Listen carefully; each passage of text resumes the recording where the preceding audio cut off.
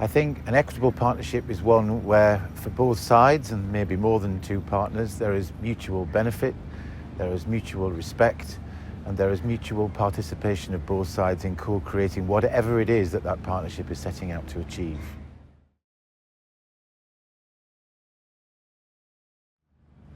Yes, I was lucky enough to visit this partnership only 2 or 3 days ago. So we have a long-standing, over 20-year relationship with IIT Delhi, particularly in areas of water security and sustainability, which obviously is of such huge importance to India and its economy. That was enhanced about 5 or 6 years ago when we were awarded a joint grant between our two institutions with some other partners, but I guess the strongest partnership was with IIT Delhi, looking at all aspects of water sustainability in India. And I was lucky enough to visit not only IIT Delhi on Wednesday with some of our own professors, and met with the civil engineering planning departments in that university and saw the work for myself, but we also visited one of the community hubs, which are also partners, where I saw the direct effect of the IIT Delhi and our research on water sustainability in a slum community in inner city Delhi. And it was truly mind-blowing what that research could achieve for those people living under such difficult conditions. You know, you hear about collaborations and how it might be of benefit or might have some impact, and it can sometimes seem quite theoretical and abstract, and to just, you know, to go down there and see the difference it was making to people's lives was just, as I say, it'll be a while before I see something that has such a big effect on me, I think, where you're seeing the impact of, you know, universities' research on people's lives. Just amazing, really amazing.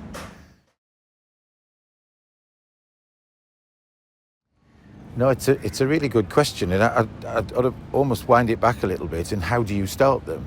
And we talk quite a lot about this, and there might be a notion that vice chancellors and senior teams sort of sit in a executive boardroom and think, well, wouldn't it be good to be a partner with that university? I'll go and visit them and I'll chat to them.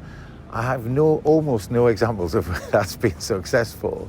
There might be a few, I guess, that are built on, I don't know, personal friendships between vice chancellors across the world. But all the ones that I'm familiar with, both from my previous academic life and now as a vice chancellor, is where they've started with academics who are contacting each other because they're interested in that mutual research, you know, and then you sort of think, oh, I didn't realise that our water researchers, you know, in Newcastle, in civil engineering typically, have contacted the IIT Delhi researchers because they can see them as world experts, they want to work with them, and then they build that relationship, and then you suddenly discover, well, actually, this relationship seems to work really well. Do you know we've got researchers in this other area? Oh, we can talk to you. And so it builds from the bottom. And then, of course, then you get vice chancellors coming and signing things and shaking hands. But it's always, I think the best ones are always built on that connection between academics. And then, therefore, how it's sustained, again, is fairly obvious, isn't it? And in that it's obviously sustained while those academics are there, because they will continue to do that while they see benefit in it. And I could just witness in the room on Wednesday when I was with our professors and their early career researchers. These people were friends, you know, they've been friends for years. And so I think the trick to sustaining it, of course, is then bringing the next generation through, isn't it? Is bringing early career researchers, junior lecturers over from, you know, the UK to India and backwards, so that you build the next generation of collaboration. So I think that's how I would see it. And of course, back to your first question about what's an equitable partnership. Again, those things will only sustain if both sides can see what's in it, can't they? What's in it for them, what's in it for their research, what's in it for their research impact. And so as long as, you know, you've got the personal relationships, and then you've got both sides can see what that relationship is bringing that they wouldn't get if they didn't have those partnerships, one can see that sustaining. So as I said, the one I visited on Wednesday,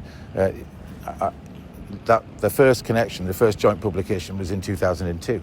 So we're 23 years into that relationship, and that will be, and is, several lots of professors and their teams, finding connections, not just the original bond. The guy who started that relationship retired years ago, yet it's still going on.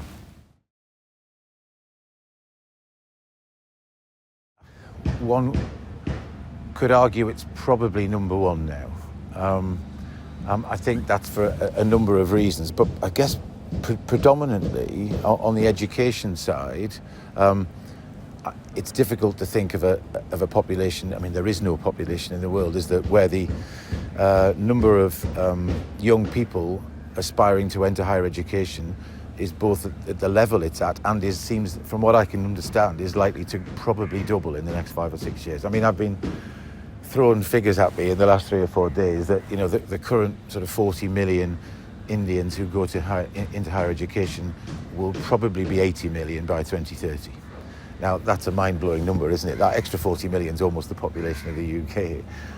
So I think you've got that, you know, absolute huge market there, and there clearly isn't enough university places in India to fulfill that demand. So India are building new universities, overseas universities in the UK and Australia and others are looking to build campuses here. And then, of course, there's the classical outward mobility. But again, I mean, that'll only ever manage 1 million or so of that demand. So most of it's going to have to be here. So that's one reason. On the other side of university world, of course, is research. And what's interesting about India, and perhaps not surprisingly, that, you know, all of the global challenges that we, North America, the Australians, the big, you know, traditional higher education countries are dealing with, climate change, artificial intelligence, advanced manufacturing, they're all acutely relevant here as well, with the government very keen to see solutions to that. So they're an obvious research partner, growing higher education sector, dealing with similar global challenges that we are, and then you've to sort of almost to fund and support that, you've got this huge increasing population of people needing higher education, and then an industry sector, which I've also spent some time with over the last few days, you know, hungry for the graduate skills that these universities will produce, that allows their sectors, whether that be AI, clean tech, advanced manufacturing, to grow. They clearly can't do that without the graduates. So there's this sort of coming together of an economy that's growing, that needs graduate skills, a whole bunch of 18 to 25-year-olds who need higher education. I saw some data in the last few days. 1 in 4 of people in the world under the age of 25 are in India.